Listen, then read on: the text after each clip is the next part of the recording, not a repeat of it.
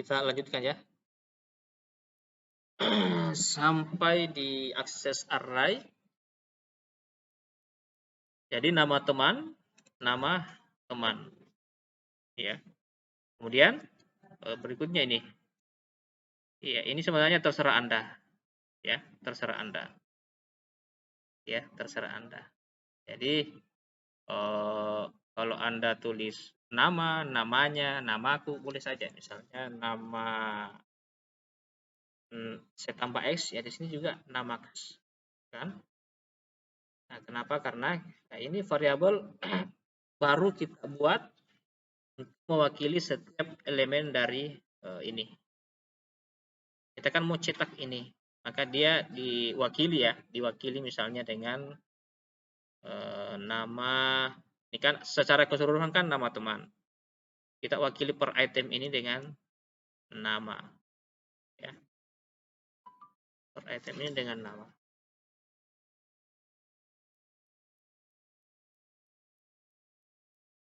Seperti itu.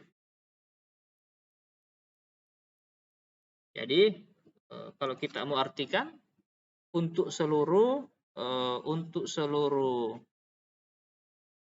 nama dalam nama teman, ya. Dan cetak nama, seperti itu, cetak nama. Coba kita run, hasilnya ini sudah ada sebenarnya. Jadi Adi, Ani, Budi. Jadi Adi, Ani, Budi. Ya.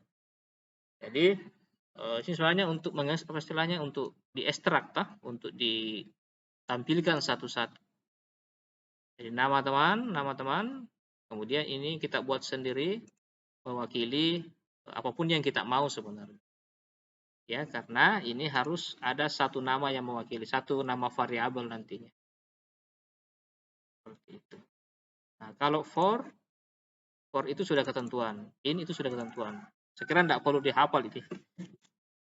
Kalau for in itu tidak perlu dihafal, kebiasaan saja. Nah, namanya buat program itu atau programming, ya kita tidak dilarang untuk istilahnya baca buku, lihat tutorial, tidak dilarang. Kalau kerja nanti kan, tapi kita diminta untuk memahami.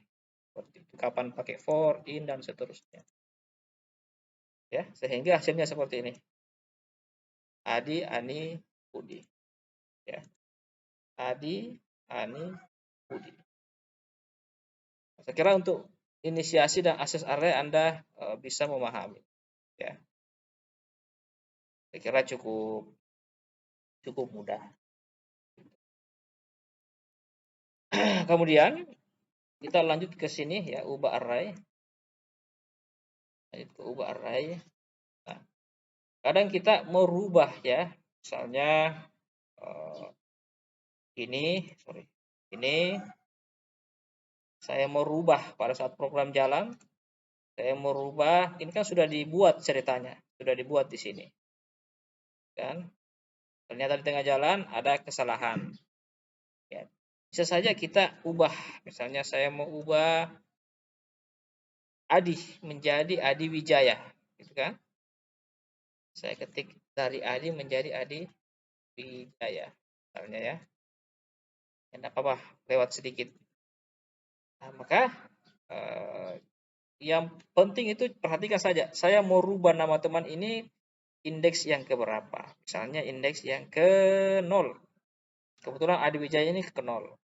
Maka cukup ini ya, nama teman yang ke 0 berubah menjadi Adi Wijaya Kusuma ya, Adi Wijaya Kusuma. Adi Wijaya Kusuma. Ya, Adi Wijaya Kusuma. Adi Wijaya Kusuma. Maka hasilnya akan dari Adi menjadi Adi Wijaya Kusuma. Coba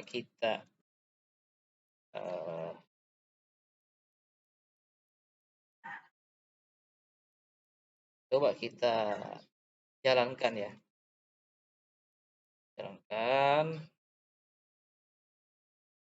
Coba lihat ini. Sebelum diubah, itu dari sini ya. Sebelum diubah, ini kan aslinya nama teman yang ke 0 itu Adi. Kemudian saya ubah nama teman, ya, nama teman 0 Adi Wijaya Kusuma. Setelah diubah saya cetak lagi.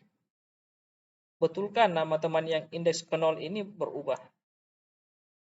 Nah, coba lihat ini sebelum diubah Adi, setelah diubah itu Adi Wijaya Kusuma. Ya, Adi Wijaya Kusuma.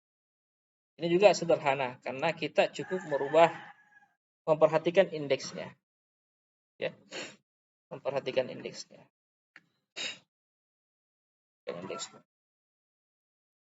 Jadi kalau misalnya kita mau merubah si Ani, maka dia indeks ke 1, tinggal diubah angka ini saja. Diubah angka ini. Nama variabel indeks yang berapa. Ya, prinsip array seperti itu, ya. Nama variabel saya copy dulu ini. Prinsip array seperti itu. Nama variabel terus kurung indeks ke berapa. Indeks ke berapa. Apakah yang ke 0, ke 1, ke 2. Nah, prinsip ini yang sering dipakai. Baik untuk menampilkan ataupun merubah. Seperti itu. Ya.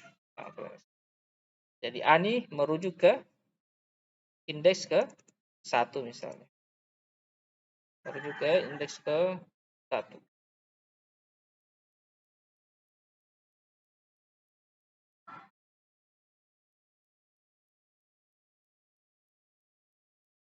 Berikutnya, kita sudah mengubah array, kita lanjut ke Pak, saya mau Pak, ini kan statis ini, ya.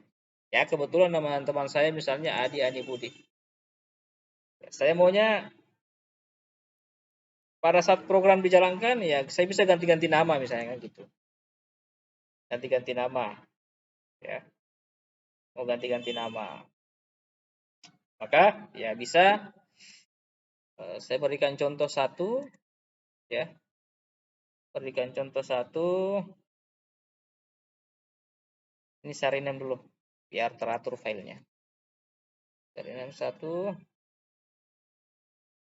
array dari keyboard. Nah, saya gini. Ya, ada perintah baru ini inisiasi saja sebenarnya. Jadi saya ingin membuat variabel bernama nama teman dengan isi kosong ya. Ini mempunyai dua makna. Jadi yang pertama ini adalah array, yang kedua arraynya masih kosong. Yang beda dengan ini.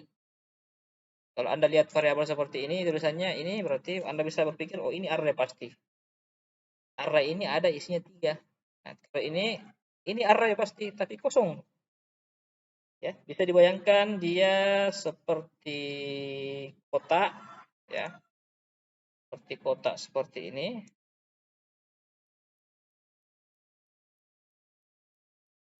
Ya. Tapi ini masih kosong ini.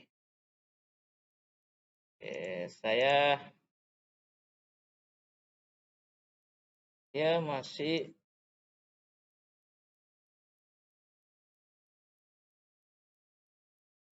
enggak mau terhapus satu. Nah, dia masih kosong ini. Isinya 0, isinya ada 3 kotak, nanti dalamnya ada 4 kotak tergantung nanti kodenya ya. Tapi untuk saat ini dia ada array tapi kosong.